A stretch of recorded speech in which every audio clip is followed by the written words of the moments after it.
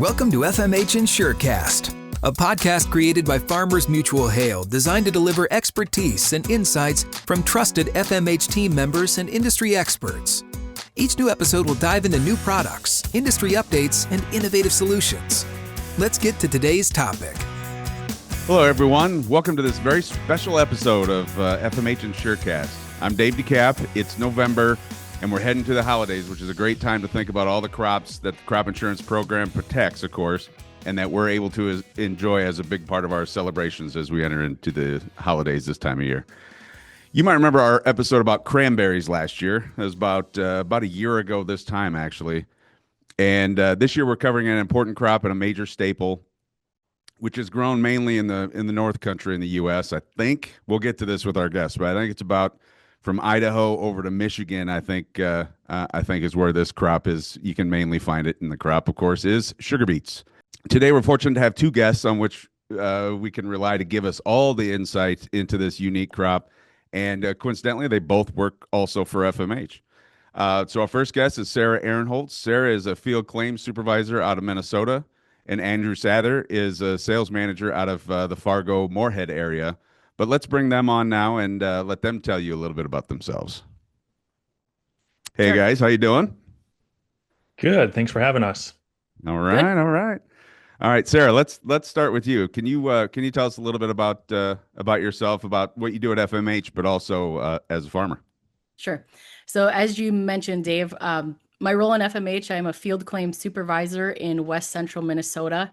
Been with FMH for a long time now. One of the best AIPs out there. As far as what we do for farming, we of course raise sugar beets. We have corn, soybeans, edible beans, and then we custom raise swine or pigs also. So love having the crossover today, and thanks for having us. Absolutely. Great to have you here. Looking forward to the conversation. Andrew, if you could do the same. Yes. Andrew Sather is my name. I live in Moorhead, Minnesota. District sales manager for FMH. I cover North Dakota and also northern parts of Minnesota. Been part of a family farm for as long as I can remember, and part of our farming operation has been sugar beets. So glad to be on the InsureCast. All right, we got the experts from 360 degrees for this crop, so I'm looking forward to it.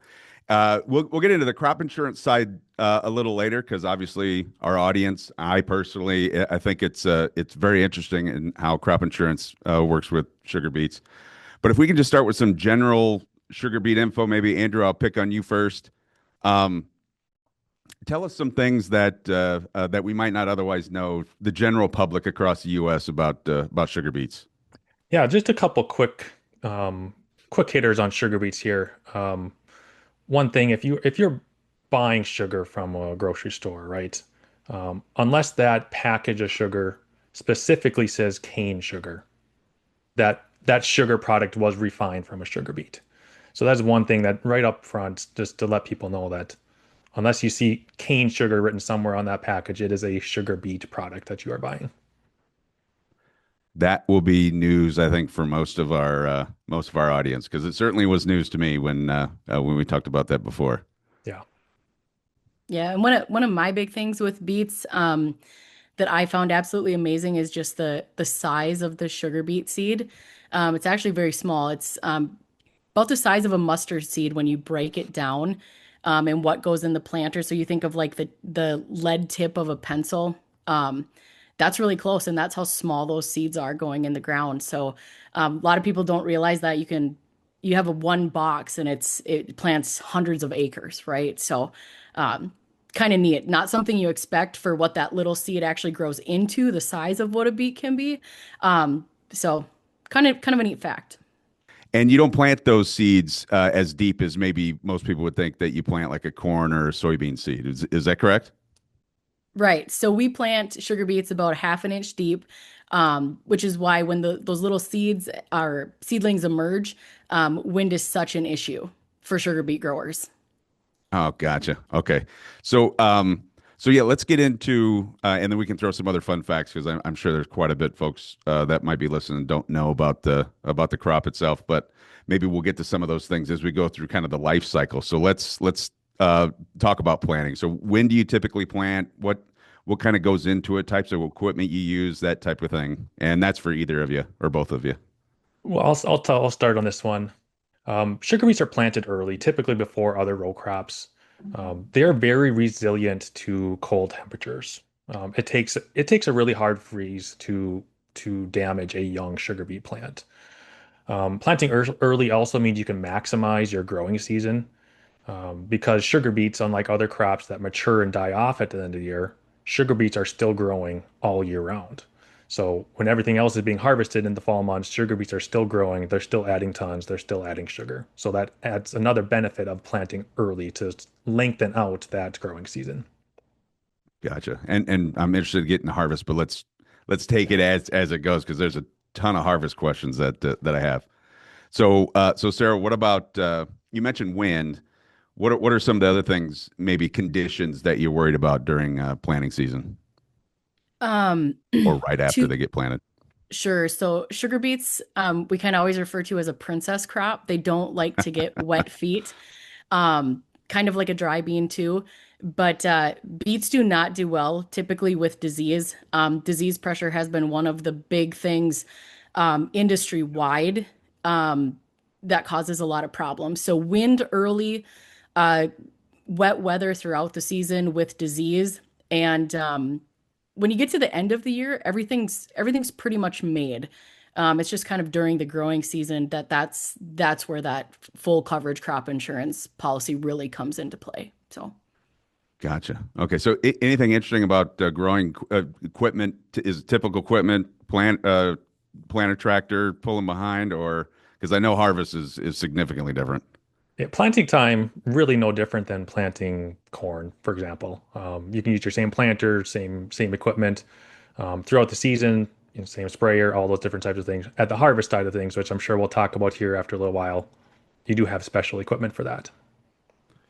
right. And one thing too with beets is there are multiple passes for um, fungicide protection, right? Disease protection.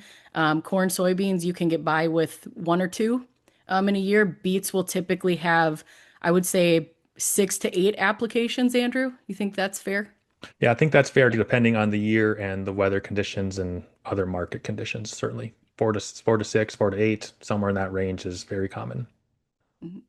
Yeah, that's what I was going to get to that next, like growing season, right? So you have that many passes, and what kind of weather conditions really kind of concern you throughout the growing season, throughout the summer? Typically, I'd go back to that too much moisture. You can raise beets in a drought.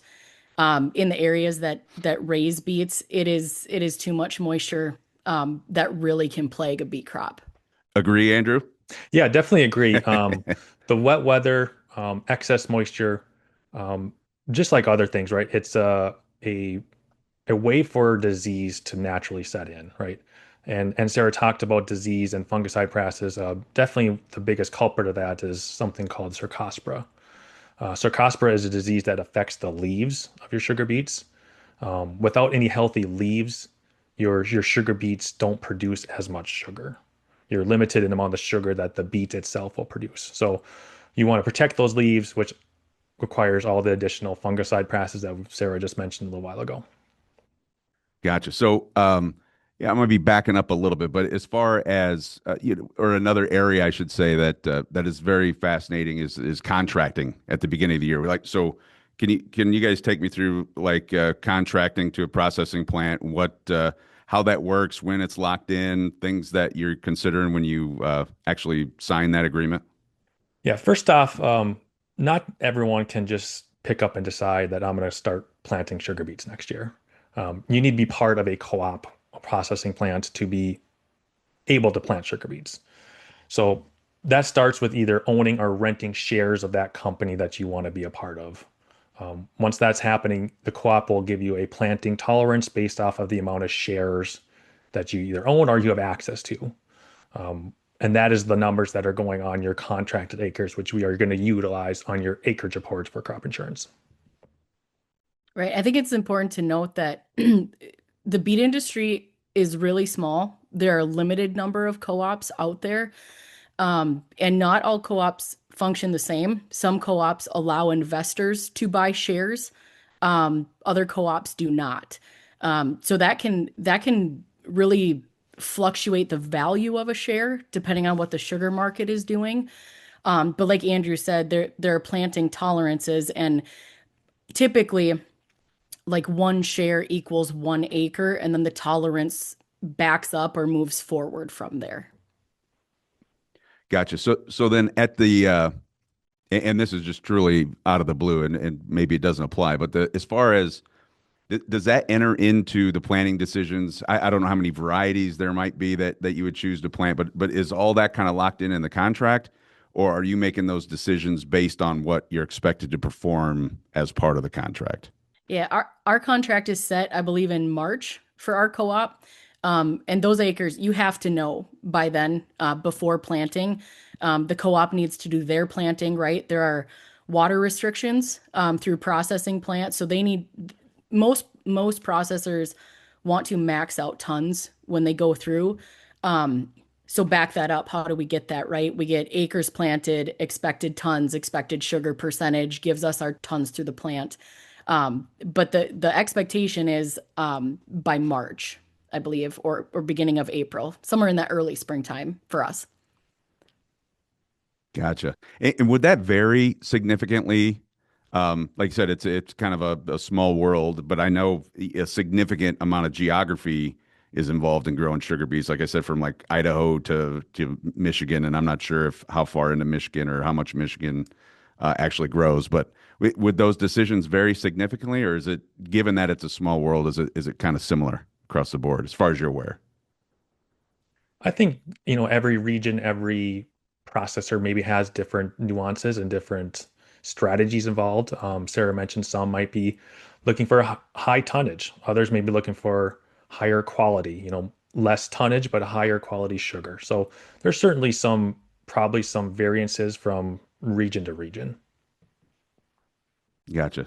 Just fascinating. It's fascinating to me, the ins and outs. And now let's get to the part that I'm really interested in, because if you go look at and I've seen this happen when I've traveled myself, just not been terribly aware of like the harvesting procedures and the types of equipment used and how many passes you need to make, that kind of thing. So I'm anxious to get in that discussion. So maybe Sara, if you kick us off on this one.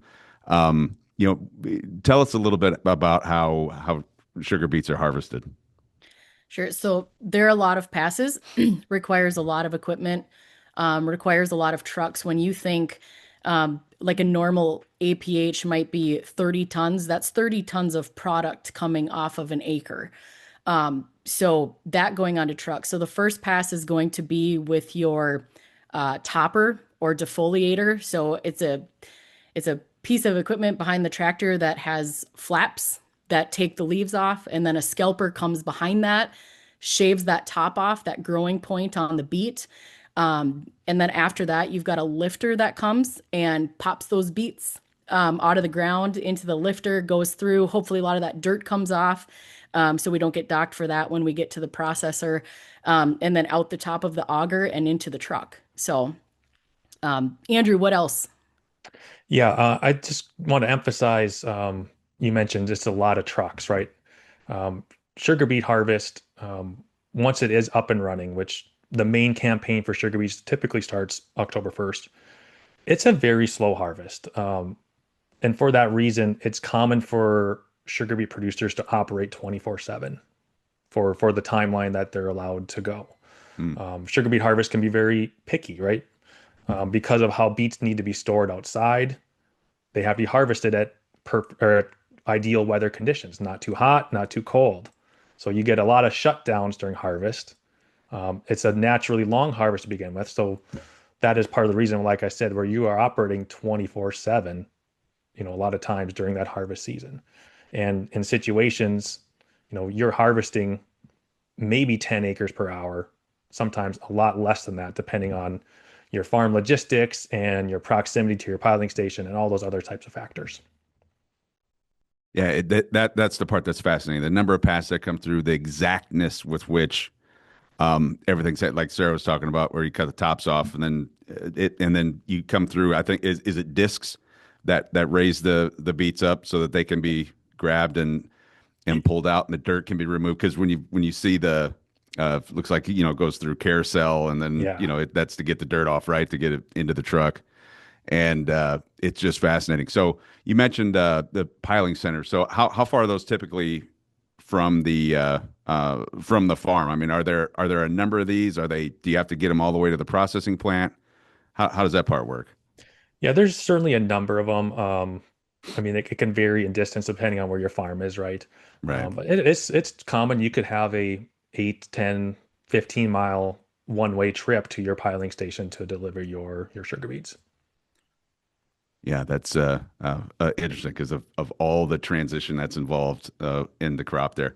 So you mentioned, Sarah, 30 tons an acre. So using that kind of, if that's your APH and that's what you raise, um, I think an interesting fact would be, could you back of the napkin say how much table sugar that would end up creating? At 30 tons on your APH translates into about how many bags of sugar would you say?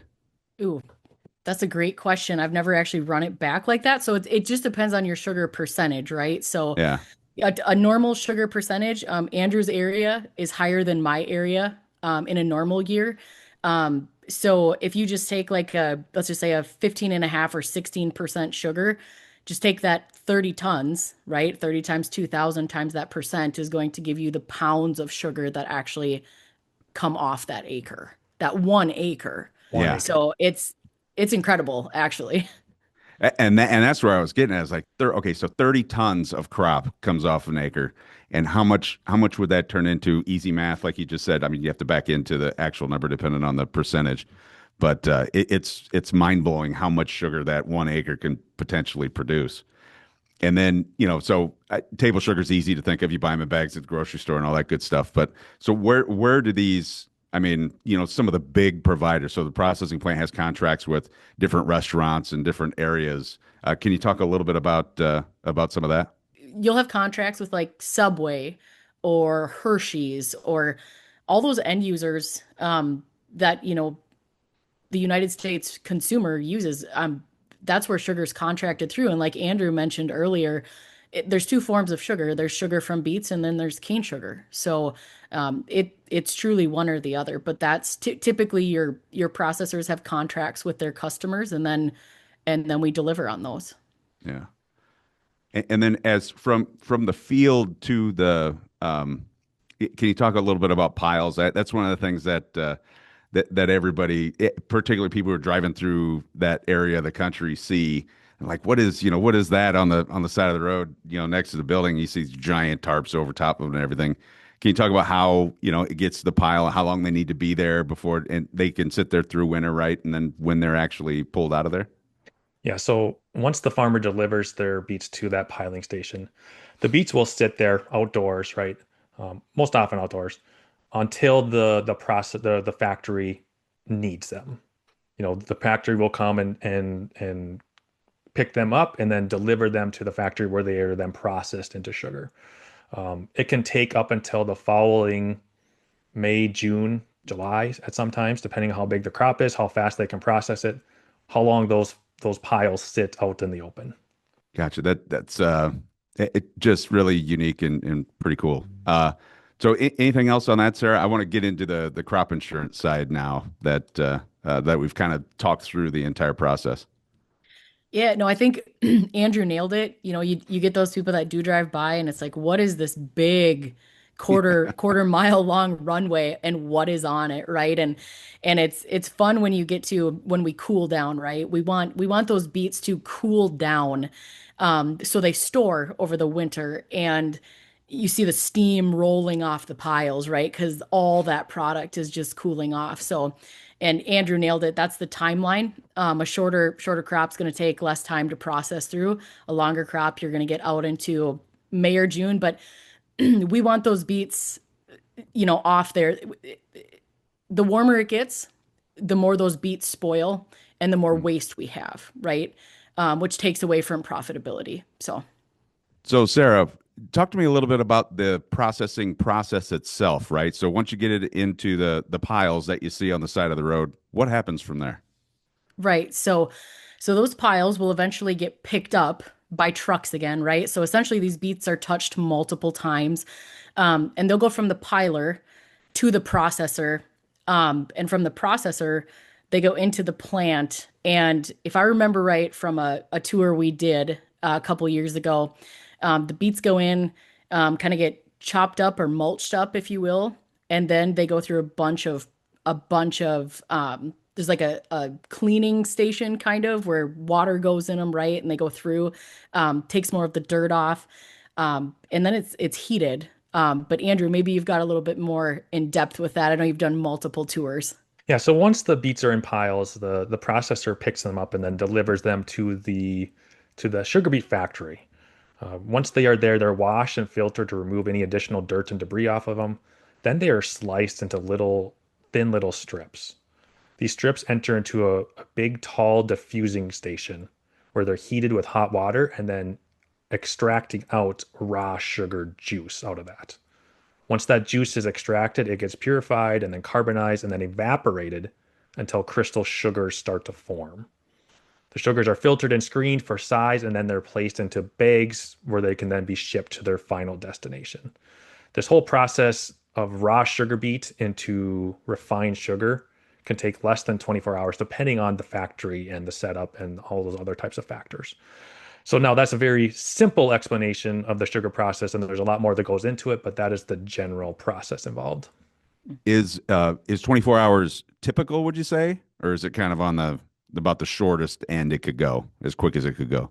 That's probably on the shorter end, but in general, it's a pretty fast timeline from when that truck dumps and delivers that beet into that factory from when it is into a sugar silo and it's just ready to be packaged at that point. Ready to go.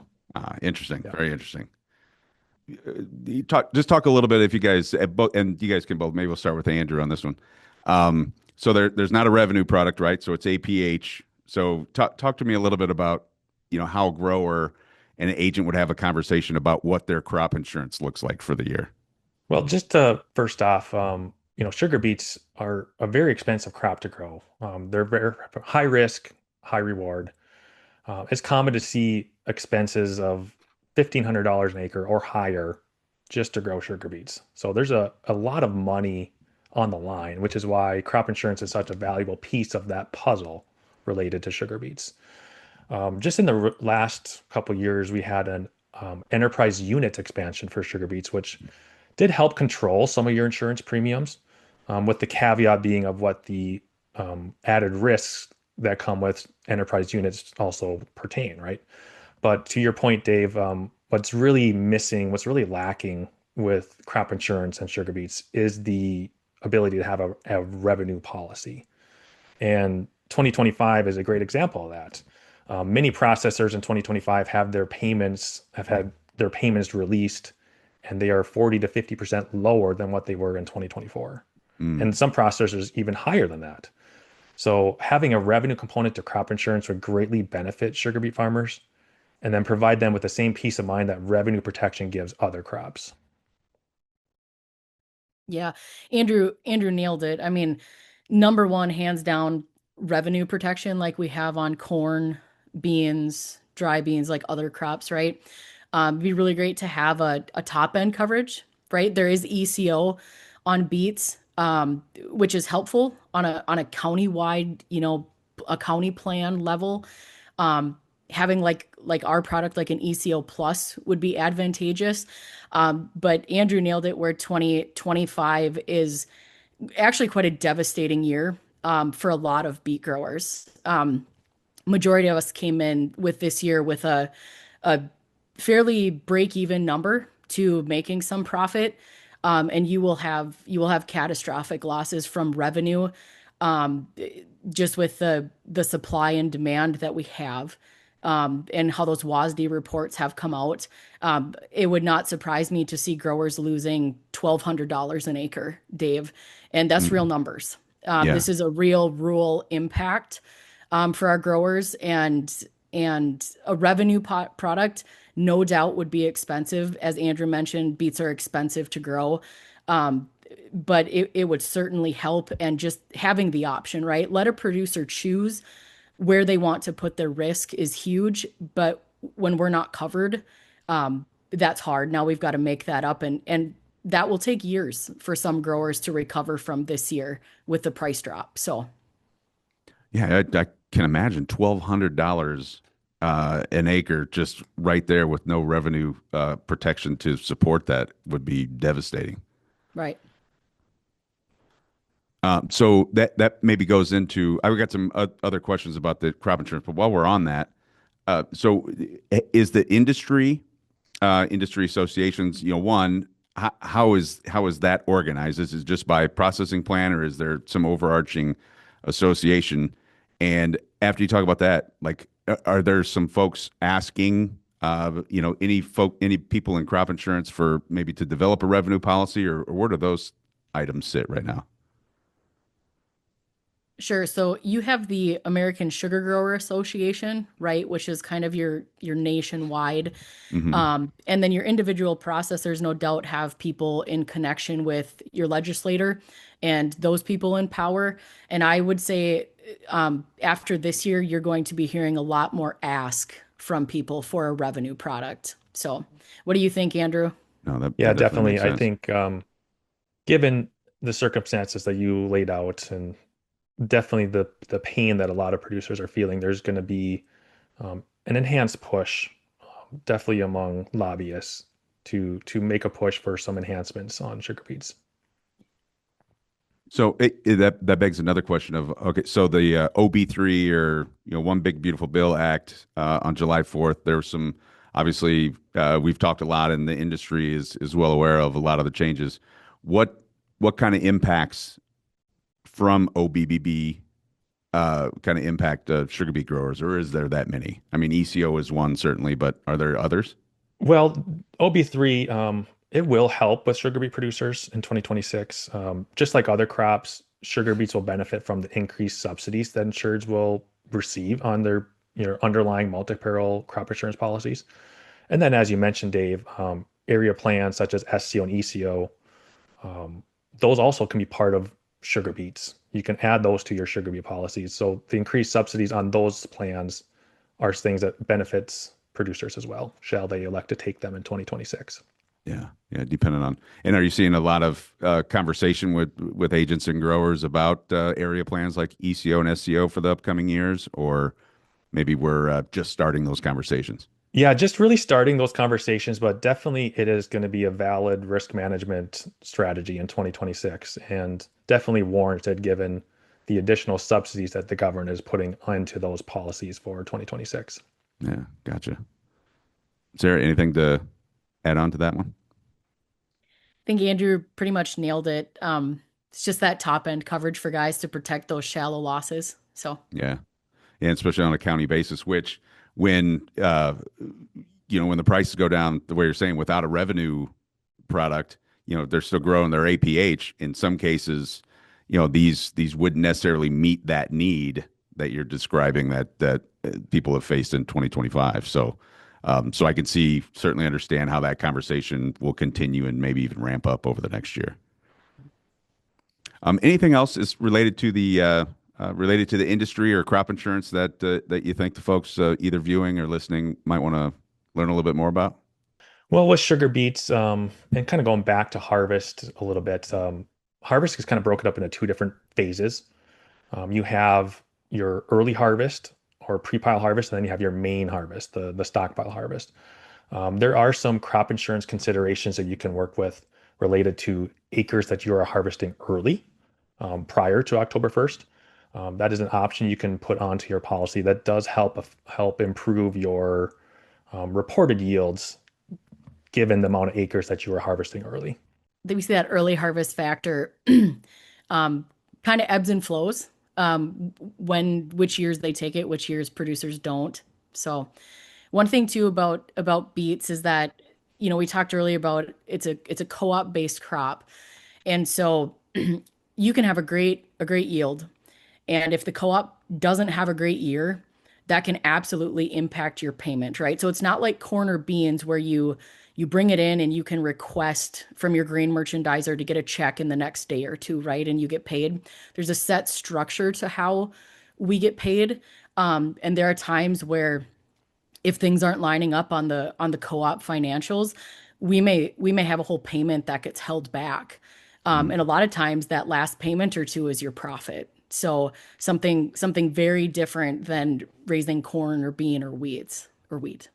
yeah. Oh, yeah. Yeah. Thanks for bringing that up because you're right. That's significantly different.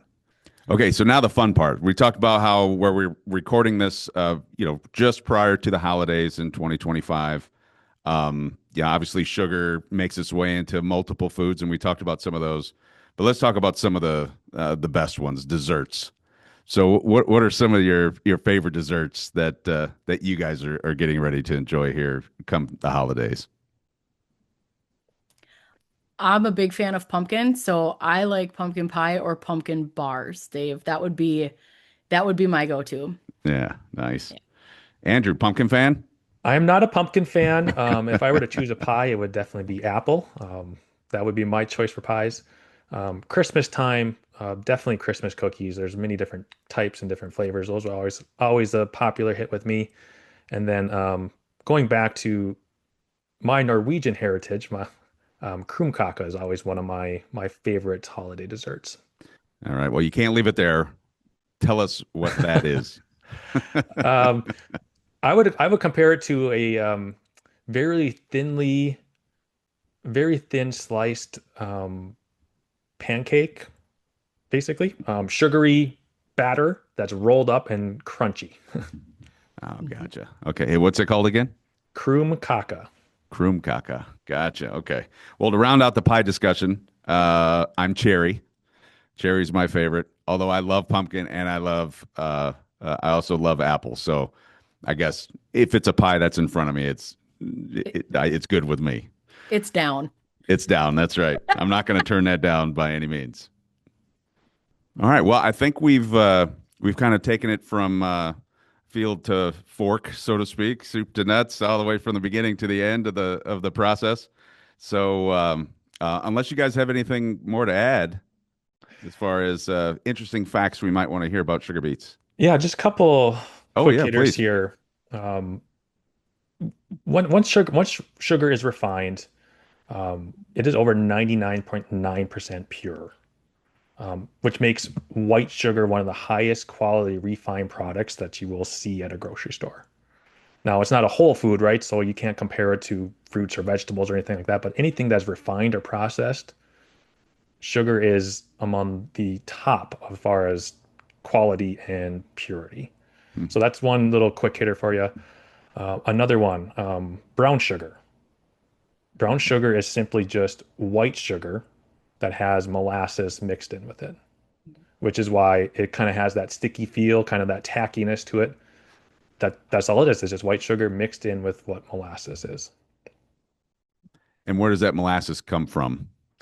Molasses is one of the byproducts of the sugar beet processing system, the process. So some of the byproducts of processing sugar, you get beet pulp, which you can utilize in the livestock industry as feed.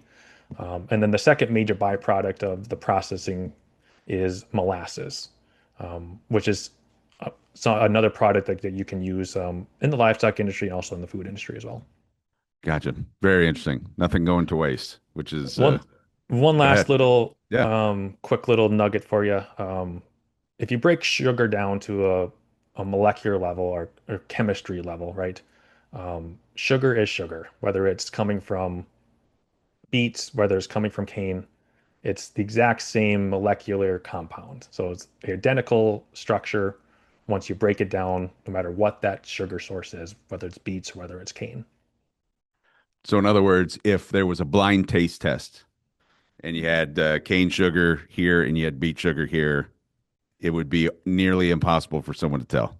That's right, unless you're going Yeah. off of maybe texture or something like that. But as far as the other things, yeah, What same. it's made up of, it's exactly the same. That's That's right. interesting.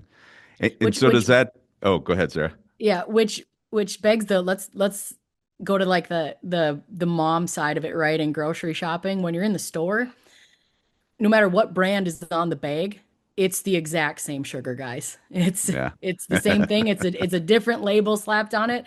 Don't feel bad for buying a $1.29 bag of sugar. So No, interesting. Great advice for our listeners, and then that's another perfect segue into, if folks are intrigued by this conversation, want to learn a little bit more, where should they go? I mean, obviously, agents and farmers would talk to each other and talk to others in the industry, but are there any places you recommend people go to have a further conversation? it's a great question, Dave. Talk to a local grower, right? Go right to the source and Mm-hmm. visit. Um, Andrew, Andrew and I, both of our co-ops are different, but they allow tours of the facility. So if you want to know more, I think you just go online on the web and you'll find people that are happy to share a sugar story with you. Yeah, that's a great idea, Sarah. Yeah. Awesome. So perfect. So I think that wraps it up pretty good. I think we got a taste. If you want to learn more, there's certainly opportunities to do that. The information you guys have been able to provide has been excellent. I really appreciate you guys taking the time and effort to come on and talk about what you do at FMH and talk about what you do as farmers. So really appreciate each of you being here.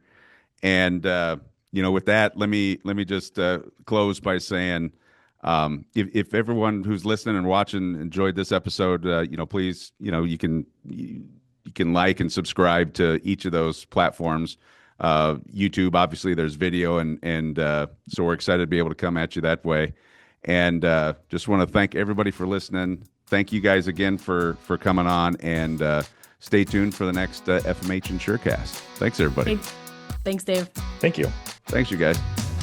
You've been listening to FMH InsureCast. We appreciate you joining us today and would like to hear from you. If you have questions about today's topic or an idea to share for an upcoming podcast, you can contact us at fmhpodcast@fmh.com. Thanks for listening. This podcast is intended for information purposes only. See policy provisions, terms, and conditions for details. Products underwritten by Farmers Mutual Hail Insurance Company of Iowa and its affiliates, West Des Moines, Iowa. Farmers Mutual Hail is an equal opportunity provider.